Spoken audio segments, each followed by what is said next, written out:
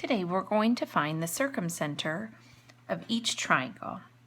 We're going to do that today by constructing a perpendicular bisector of each side length. I'm going to go ahead and start with our acute triangle ABC. We're going to go ahead and bisect BC by putting the compass tip on point C, putting the pencil tip on B. You're going to make an arc going upwards and off here to the left. Then you're going to flip the compass in your hand, putting the compass tip on B and your pencil tip on C, going off to the right and then to the left. You're going to use your straight edge to connect those two arc measurements, therefore making the midpoint and then bisecting it at a 90-degree angle. We're going to go ahead and just extend that perpendicular bisector through the triangle just to save space on our paper. I'm going to go ahead and mark that there's a 90-degree angle, and I'm going to go ahead and mark that these two line segments are congruent. We're going to go ahead and do that for each of the other side length measures. We're going to go ahead and put our compass tip on C and our pencil tip on A, adjusting the measurement.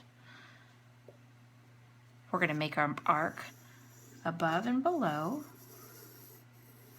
flipping the compass in our hand, doing the same thing, compass tip on A, pencil tip on C.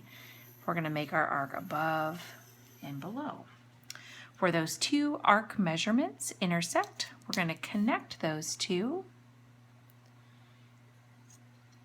We're going to make a dot on the line segment, indicating that's where the midpoint is.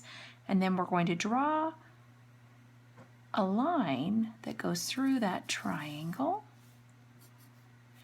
Now, I'm going to go ahead and mark that it does intersect at a 90-degree angle and that it bisects that line segment.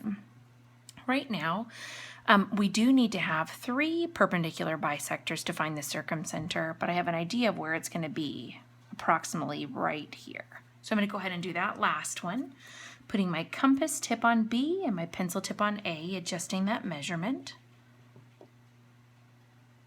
I'm going to make a mark above and below that line segment, flipping the compass in my hand, putting the pencil tip on B and the compass tip on A, making my mark to the left and, to the right. I'm going to connect with my straight edge those two arc intersection points. And I'm going to draw my line right through there, making this a 90-degree angle, bisecting our line segment AB. The point in which all 3 of those perpendicular bisectors intersect is called our circumcenter. I'm going to call this point D. And if I look at that circumcenter here, just remember the distance from this circumcenter to each vertice, so this measurement here, I'm going to mark that with 4 slash marks. The measurement from D to vertice A should also be the same. I'm going to mark that with 4 measurements.